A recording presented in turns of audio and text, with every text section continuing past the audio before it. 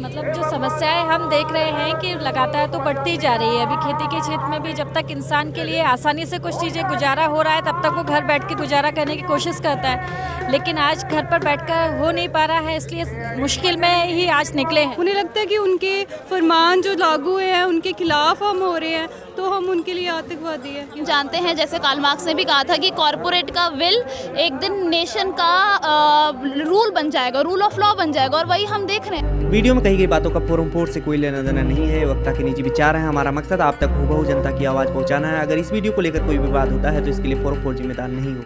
मध्य प्रदेश से बहुत सारे लोग आए हैं, बीच में आ रहे हैं, कुछ जा रहे हैं, अलग अलग संख्या ऐसे बनी हुई है। स्टूडेंट हैं आप? हाँ हम स्टूडेंट हूँ, मेरा नाम मिताली शुक्ला है।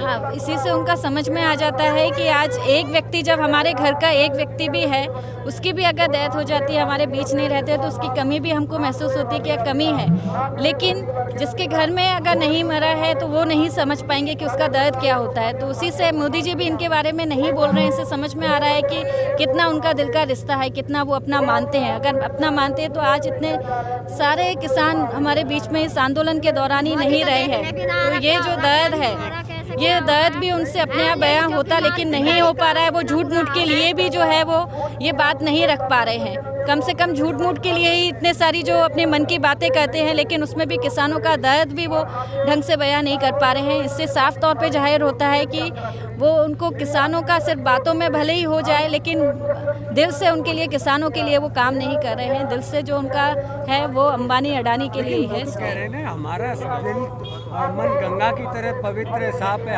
अभी तो वैसे गंगा भी पवित्र नहीं रही है, गंगा भी साफ नहीं रही है। तो सिर्फ कहने के लिए बात नहीं होती है, बात कहने के लिए तो कोई भी कुछ भी बात बोल सकता है। मुख्य बात होती है कि कहने में क्या आ रहा है।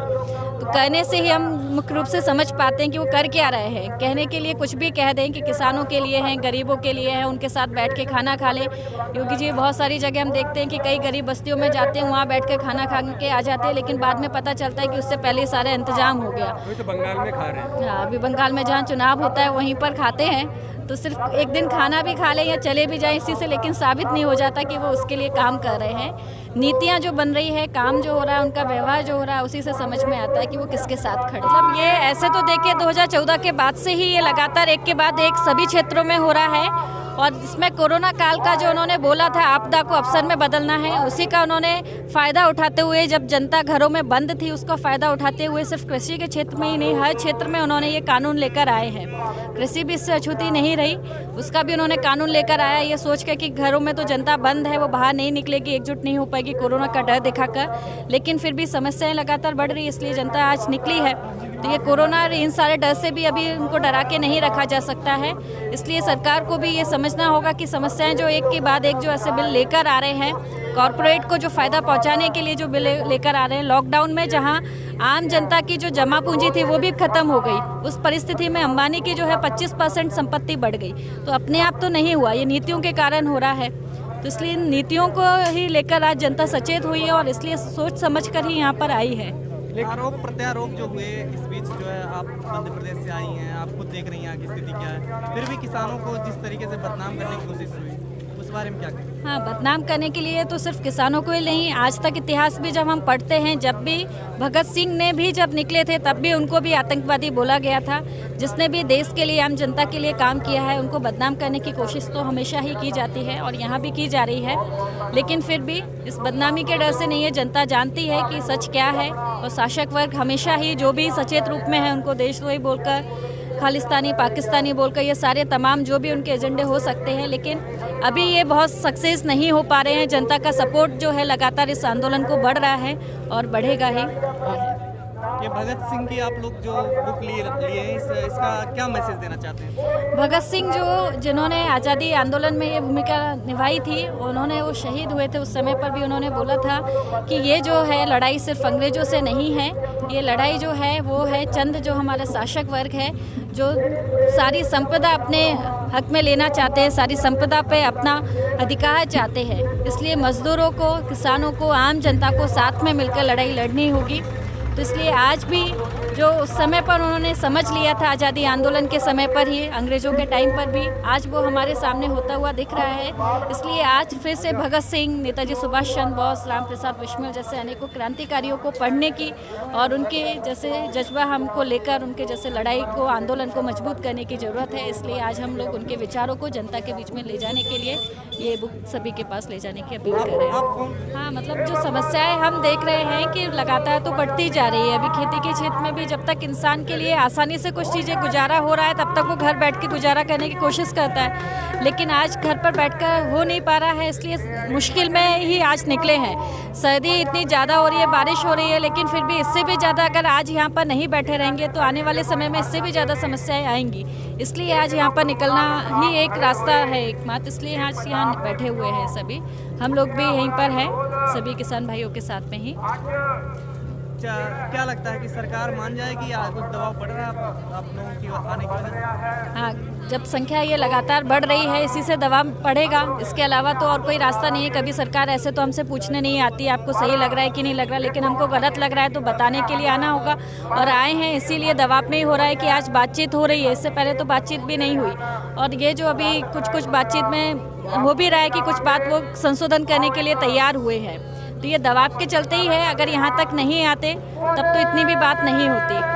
इसको और लगातार बढ़ा दिया जाएगा, पूरे देश में ये आंदोलन फैलेगा, उतना ही जल्दी सरकार को मानने के लिए मजबूर होना पड़ेगा। समझ में अगर उनको आ रहा है तो वो डिबेट करने के लिए क्यों तैयार नहीं है? डिबेट करना चाहिए कि किसानों के साथ भी, कि वो डिबेट करें कि क्या अच्छा है, क्या बेहतर है। अच्छा है ये होता है, लेकिन किसके लिए अच्छा है ये भी तो बताना पड़ेगा। एक कॉर्पोरेट के लिए जो अच्छा हो रहा है, ऐसे उनको जब पेट्रोल डीजल को प्राइवेट किया गया था तब भी बोला गया था ये बहुत अच्छा हो रहा है, लेकिन अभी कितना अच्छा हो रहा है। लॉकडाउन में जहाँ इंटरनेशनल लेवल पर पेट्रोल का कीमत कम हुआ, लेकिन हमारे देश में कोई कीमत उसकी कम नहीं हुई है, लेकिन अभी लगातार बढ़ती जा रही है। उस समय भी बोला गया था अच्छा हुआ। अंबानी का जो है और जिन्होंने भी ये पेट्रोल कंपनियां खरीदी उनके लिए तो फ़ायदा ही हुआ, लेकिन देश की आम जनता के लिए तो फ़ायदा नहीं हुआ। तो ये अच्छा है बिल, लेकिन किसके लिए अच्छा है? किसानों के लिए अच्छा है या कॉर्पोरेट के लिए अच्छा है? ये भी उनको क्लियर करना चाहिए। और ये किसान अभी समझ रहे हैं कि ये किसके लिए अच्छा बना है, ये कॉर्पोरेट के लिए अच्छा है, आम किसानों के लिए अच्छा नहीं है। इसीलिए आज आम किसान आज रोड पर है। वापस न लेने की सरकार की मंशा क्या दिख रही है, क्या साफ? मंशा यही है कि जो 2014 का चुनाव हो या 2018 का चुनाव हो, इसमें जो हवाई जहाज से घूम रहे हैं, इतना चुनाव के समय पर लाखों रुपए, करोड़ों रुपया जो पैसा खर्च किया जा रहा है, वो पैसा कहाँ से आ रहा है? वो ये ही कॉर्पोरेट सेक्टर्स जो हैं, जितने भी हैं, उन्होंने चंदा दिया है लाखों करोड़ों रुपया, और उसी के भरपाई के लिए इनको आज वहाँ पर गद्दी पर बिठाला गया है और उन्हीं के लिए वो ये नीतियाँ तैयार कर रहे हैं। ये पहले से ही, जब ये अंबानी अडानी का सेवा कर सकते हैं या जनता की सेवा कर सकते हैं, दोनों में से किसी एक की ही सेवा हो सकती है, तो ये पूरा अंबानी की सेवा करने के लिए, कॉर्पोरेट सेक्टर की सेवा करने के लिए मोदी जी काम कर रहे हैं और उसी के लिए ये नियम भी लेकर आए, कानून भी बनाए। खरीद सकते हैं मतलब क्या? जो भी नीतियाँ जिस ढंग से बना रहे हैं उससे तो एक भी नीति ऐसी नहीं लग रही है कि वो जनता के हित में आ रही है। जो भी नीति आ रही है वो तो कॉर्पोरेट सेक्टर्स को फ़ायदा पहुंचाने के लिए ही आ रही है। ये भी उसी में ना कि किसानों को हम मार्केट प्रदान कर रहे हैं, अच्छे दाम देंगे इसलिए ला रहे हैं। योगी उत्तर प्रदेश के योगी आदित्यनाथ ने भी बोला, हाँ बोला है, लेकिन एक तरफ अगर ऐसे देखें तो पहले जब लेकर आए थे तब भी बोला था कि एमएसपी दे नहीं सकते हैं।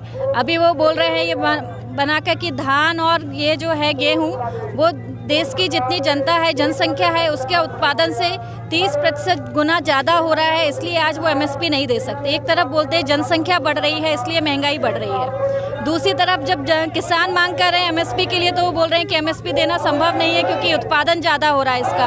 तो उत्पादन ज़्यादा हो रहा है तो आप उसको लिमिट करने के लिए लेकिन एमएसपी ख़त्म कर देंगे। आप बाकी सब्जियों पे, फलों पर जहाँ पर एमएसपी नहीं मिलती वहाँ पर एमएसपी देना सुनिश्चित करना चाहिए। उसके लिए आप जहाँ मिल रही है उसको भी ख़त्म कर देंगे, ये तो सही नियम नहीं है। तो क्या लग रहा है कि अगर बिल सरकार ने वापस नहीं लिया फिर क्या होगा? तो आंदोलन और ज़्यादा बढ़ेगा। ये सिर्फ अभी जो है मुख्य रूप से इसमें 2 स्टेट्स ही आए हैं, इसमें बाकी के स्टेट्स भी इसमें शामिल होंगे।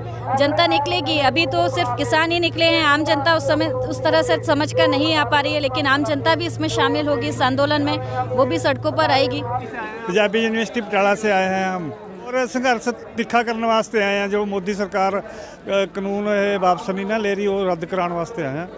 तो इसने देश ਨੂੰ बेचना शुरू कर दिया, रेलें बेचती, हवाई जहाज़ बेचते, तो सारा बिजनेस ठप्प होंदा जा रहा। तो उसके लिए संघर्ष तेज करना है। अपनी कंट्रीब्यूशन जितना हम कर सकते हैं हमने उतना करने की कोशिश की। ज़्यादा कुछ नहीं कर पा रहे, लेकिन यहाँ आना हमारे लिए बहुत बड़ी बात है और यहाँ आके कुछ करना इसके ज़रिए ही सही, यही हमारे लिए बहुत बड़ी बात है। सरकार लगातार जो आरोप लगाती रही बीच बीच में, आप एक खालिस्तानी है, आतंकवादी हैं, कुछ लोग भड़का रहे हैं, उन चीज़ों पे आप क्या कहना चाहते हैं? वो उनकी रणनीति है, उन्हें लगता है कि हम उनके अगेंस्ट कुछ कर रहे हैं तो वो हमारे खिलाफ कुछ ना कुछ तो बोलेंगे, किसानों के खिलाफ कुछ ना कुछ बोलेंगे। उन्हें लगता है कि उनके फरमान जो लागू हैं उनके खिलाफ हम हो रहे हैं तो हम उनके लिए आतंकवादी है या किसान आतंकवादी है।